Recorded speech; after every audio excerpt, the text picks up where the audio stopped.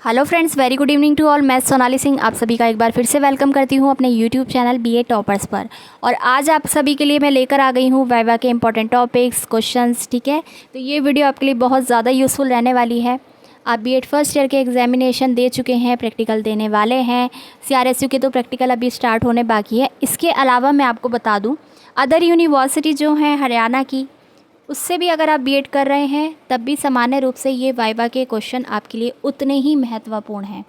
तो आप किसी भी यूनिवर्सिटी से हैं, नहीं मैटर करता, क्योंकि आपकी फर्स्ट ईयर में यही फाइलें रहती है। तो पहली आपकी फ़ाइल का नाम है reading and reflecting on text. सबसे पहला जो क्वेश्चन बन सकता है आपका इसी पर बन जाएगा कि reading and reflecting on text क्या है, इससे आप क्या समझते हैं।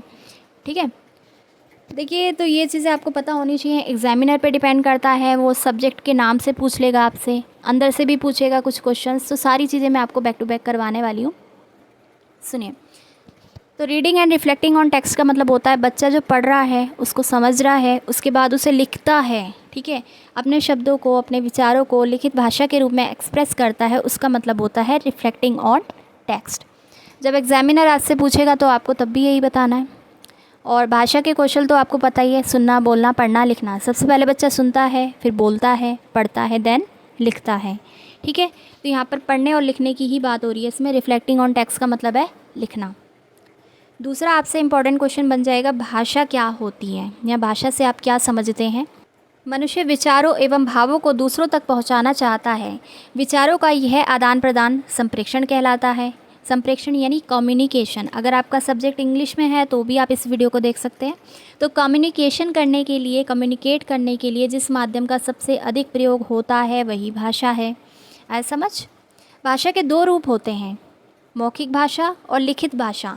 मौखिक यानी जैसे मैं बोल रही हूँ, आप सुन रहे हैं। ठीक है, मौखिक यानी मुंह से निकले हुए वर्ड्स, जो मैंने बोले या आपने बोले, ये सभी क्या है, मौखिक भाषा का रूप है। लिखित भाषा क्या होती है, जैसे किताब हो गई। ठीक है, कोई भी लिखित सामग्री हो गई। चलिए आगे आप यहाँ पे आप देख लीजिए महर्षि पतंजलि की डेफिनेशन भाषा के बारे में। भाषा व्यक्त शब्दों द्वारा विचारों का प्रकटीकरण है। अब वहाँ पर एग्जामिनर आपसे पूछेगा, इतना टाइम तो आपके पास नहीं होगा, लेकिन अगर वो आपको ध्यान से सुन रहा है, उसके पास टाइम है, टाइम वो ले रहा है, तो आप वहाँ पर एक डेफिनेशन ऐड ऑन कर सकते हैं। इससे एग्जामिनर को आइडिया हो जाएगा कि आपको नॉलेज है सब्जेक्ट की। ठीक है, तो इसलिए ये डेफिनेशन भी आप याद रखेंगे। इसके बाद यहाँ पर भाषा का महत्व क्या है, वैसे तो आपको पता होगा, लेकिन इसको मैं फटाफट से समझा दूँ। इससे शारीरिक विकास में सहायक है। कैसे? बालक अपनी आवश्यकताओं को, शारीरिक आवश्यकताओं को बोलकर बता सकता है। ठीक है, इससे उसका शारीरिक विकास या फिर शारीरिक आवश्यकताओं की पूर्ति होती है। सेकंड है, मानसिक एवं बौद्धिक विकास में सहायक है। इसमें विचार शक्ति, तर्क शक्ति और अभिव्यक्ति कौशल शामिल है।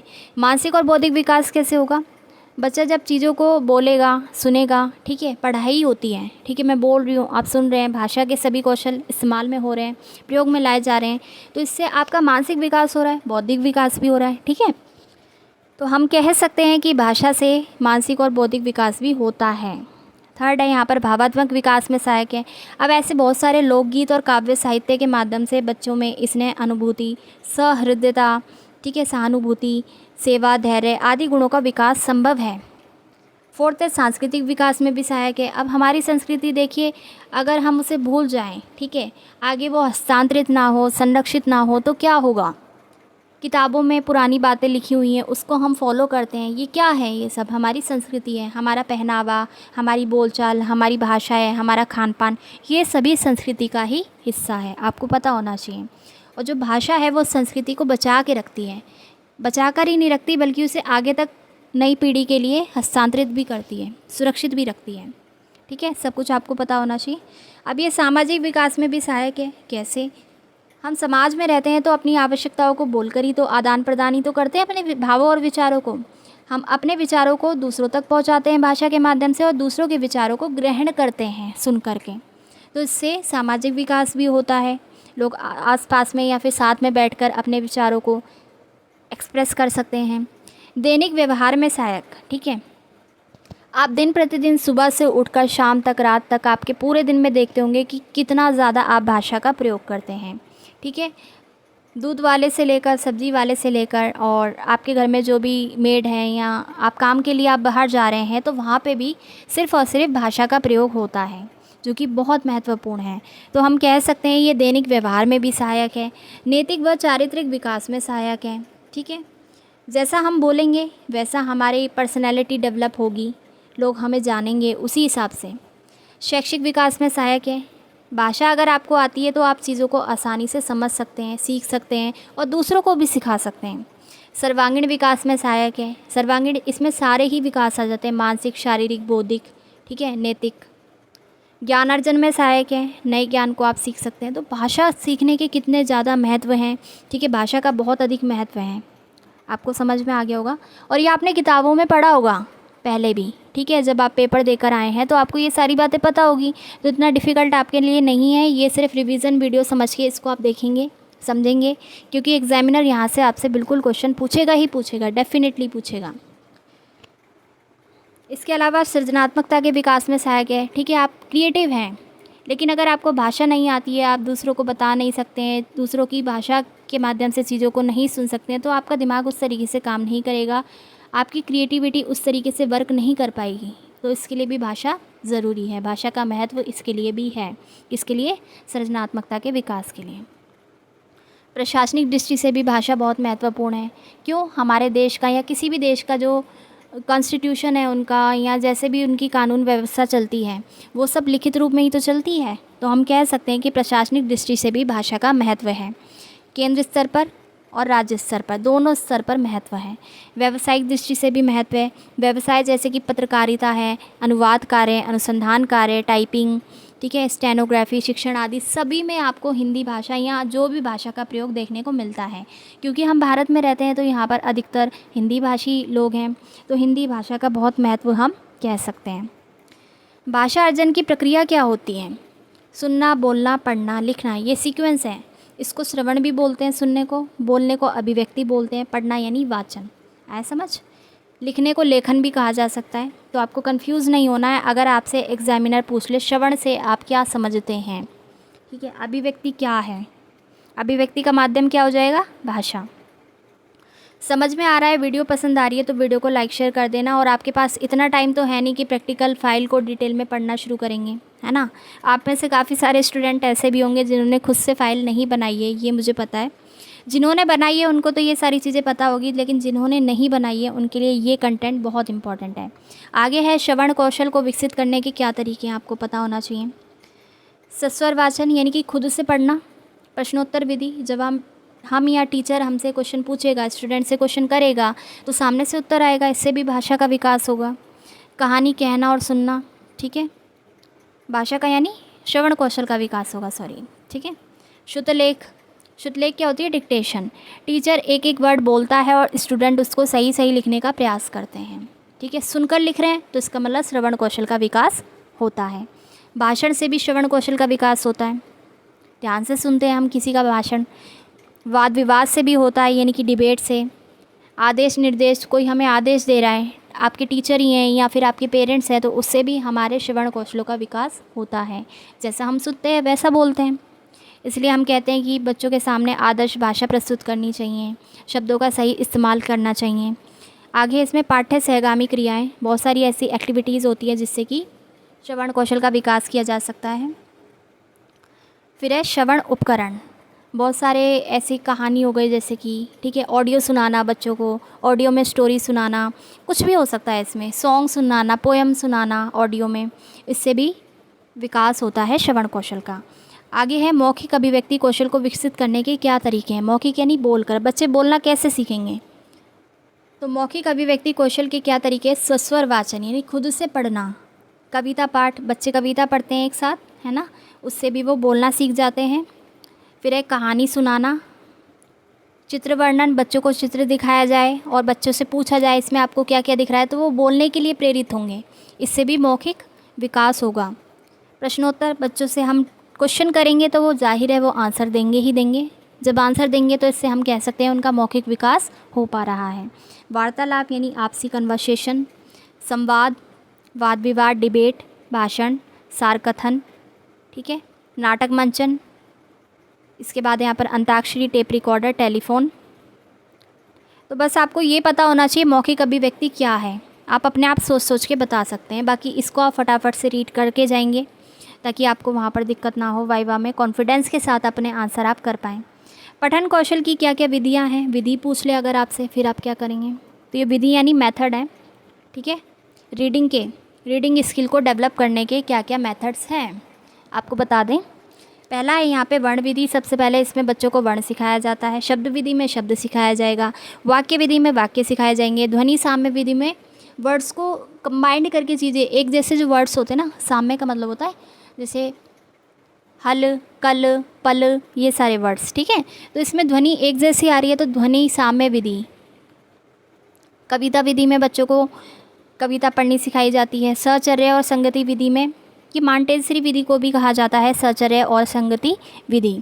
संयुक्त विधि में इन सभी विधियों को एक साथ प्रयोग में लाया जाता है, ठीक है, मिला जुला कर, उसको आप कहेंगे संयुक्त विधि। अब लेखन कौशल की विधियाँ क्या है आपको पता होना चाहिए। वक्र विधि, इसमें ऐसे बनाना सिखाया जाता है, ठीक है, ऐसे बनाना सिखाया जाता है, ऐसे, फिर सीधी रेखाएं, तिरछी रेखाएं, ये सब। रूपरेखा और अनुकरण विधि में डॉट सहित लिखना। अनुकरण यानी बच्चा नकल करेगा, एक तरीके से नकल मतलब कॉपी करेगा। आप उसको एक खाका सा बना के दे देंगे, जैसे आपने आ लिखवाना है तो उसका हल्का हल्का डॉट डॉट लिख के दे देंगे, वो उस पर पेंसिल चलाएगा, उसको आप कहेंगे रूपरेखा या फिर अनुकरण विधि।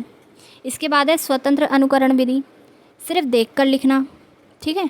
चित्र विधि में क्या होगा, बच्चे को के सामने हम चित्र रख देंगे और हम उससे कहेंगे इसके बारे में कुछ लिखो, एक पंक्ति लिखो, कुछ शब्द लिखो, इसमें आपको क्या क्या दिख रहा है। तो ये सारी चीज़ें हो जाएंगी चित्र विधि में। मॉन्टेसरी विधि में क्या होगा, गत्ते पर या लकड़ी पर वर्ण बने होते हैं, बच्चे उन पर उंगली चलाकर सीखते हैं, इसे आप कहेंगे मॉन्टेसरी विधि। पेस्टोलॉजी विधि आपसे पूछा जा सकता है। देखिए हिंदी भाषा की विधियाँ हैं, ठीक है, फिर से आपको स्क्रॉल डाउन करके दिखा दूंगी लास्ट में ताकि कोई भी इंपॉर्टेंट विधि आपसे स्किप ना हो जाए। तो पेस्टोलॉजी विधि में क्या होता है, इसमें वर्णों को अलग अलग भागों में तोड़ लेते हैं और लकड़ी या गत्तों के टुकड़ों पर लिख लेते हैं, जैसे पजल की तरह, ठीक है, अलग अलग कर दिया जाता है, बच्चे उनको जोड़ने का प्रयास करते हैं, ये होता है पेस्टोलॉजी विधि। और मॉन्टेसरी में क्या था, उंगली चलाकर बच्चे शब्दों को, वर्णों को सीखते हैं। तो ये फ़र्क है दोनों में, मॉन्टेसरी विधि में और पेस्टोलॉजी विधि में। अब हम देखेंगे जैक्टॉट विधि क्या है। इसमें टीचर ब्लैक बोर्ड पर सरल वाक्य लिखता है और उसे देखकर छात्रों को कॉपी में लिखने के लिए कहता है। वाक्य लिखने के बाद छात्र उसे बोर्ड पर लिखे वाक्य से मिलाते हैं, फिर पढ़ते हैं और इस बार बिना देखे वाक्य लिखेंगे, ठीक है, फिर से बोर्ड वाले वाक्य से मिलाएंगे। आए समझ, पहले देख के लिखेंगे, फिर उसको मिलाएंगे, फिर बिना देखे लिखेंगे, फिर मिलाएंगे। तो ये होती है जैक्टॉट विधि। तो ये विधियाँ आपको नई नई लग रही होंगी, है ना, तो इसलिए मैं कह रही हूँ बहुत ही इंपॉर्टेंट कंटेंट आपके लिए ला रही हूँ। समान आकृति समूह विधि, अ वाले देखिए सारे शब्द आ गए इसमें, अ, आ, ओ, औ, ब, व, क, ड़, न, म, भ, ठीक है, समान आकृति वाले एक साथ सिखाए जाते हैं। तो थोड़ा थोड़ा इनके बारे में आप पढ़ के जाइएगा। गद्दे की विधियाँ आपसे पूछ सकता है। गद्दे के बारे में सबसे पहले आपको पता होना चाहिए। गद्दे में आ जाते हैं कहानी, ठीक है, संवाद, किसी की जीवनी आ जाएगी और ये सारी चीज़ें आ सकती हैं इसमें, नाटक। तो गद्दे की विधाएं कहलाती हैं। तो सबसे पहले इसमें है कविता, ठीक है। तो कविता हृदय की मुक्ति साधना के लिए मनुष्य की वाणी से जो विधान करती है उसे कविता कहते हैं। अब आपसे पूछ ले एग्जामिनर, कविता से आप क्या समझते हैं, ठीक है, इसको पढ़ के जाएंगे तो आपके दिमाग में कुछ ना कुछ ऐसे फिट हो जाएगा कि उसको आप अपने शब्दों में भी कह सकते हैं और जो आप कहेंगे वो बिल्कुल सही होगा। कविता में क्या होता है, लय, ताल एवं संगीत की प्रधानता, सारसता, प्रबल अनुभूति, जीवन की समन्वय, कल्पना का सम्मिश्रण एवं सत्यम शिवम सुंदरम की अभिव्यक्ति की भावना पाई जाती है। तो ये होती है कविता। जो रचना छंदोबद्ध होती है उसे कविता कहते हैं। इसके दो पक्ष होते हैं, कला पक्ष और भाव पक्ष। भाव में भाव की प्रधानता होती है और कला पक्ष में कि इसमें कौन सा अलंकार था, ठीक है, क्या क्या सारी चीज़ें थीं, ये सारी चीज़ें आती हैं इसमें। भाव पक्ष में भाव की प्रधानता होती है, कला पक्ष में कि जो छंद है वो किस तरीके से बना है, किन अलंकारों का प्रयोग हुआ है, कौन सा समास लगा है, ये सारी चीज़ें आती है कला पक्ष में। आया समझ। इसके बाद है गद्य की दूसरी विधा है कहानी। यह एक लघु वर्णनात्मक गद्य है, रचना है जिसमें वास्तविक जीवन को कलात्मक रूप में प्रस्तुत किया जाता है। कल्पना ही तो है कहानी, वास्तविक जीवन को कलात्मक रूप में प्रस्तुत किया जाता है। इसमें पूरे जीवन की अपेक्षा जीवन के एक अंश पर बल दिया जाता है, विशेष बल दिया जाता है। इसकी भाषा सरल होती है। लेखक अपनी भाषा शैली में लिखता है, ठीक है। हर लेखक की अपनी एक भाषा शैली होती है, ठीक है। कोई दुखद वाली, कोई प्रेम वाली स्टोरी लिखेगा, तो हर भाषा शैली होती है। अलग अलग लेखकों की अलग अलग भाषा शैली होती है। यह मनोरंजक होने के साथ साथ इसका उद्देश्य संदेश देना भी होता है। किसका? कहानी का। अब संवाद क्या है? संवाद वार्तालाप होता है। यह दो या दो से अधिक व्यक्तियों के बीच हो सकता है। इसे संभाषण या वार्तालाप भी कहते हैं। नाटक क्या है? नाटक भी आपको पता है। रंगमंच पर अभिनय द्वारा प्रस्तुत करने की दृष्टि से लिखी गई एक से अधिक अंकों वाली गद्य रचना नाटक कहलाती है।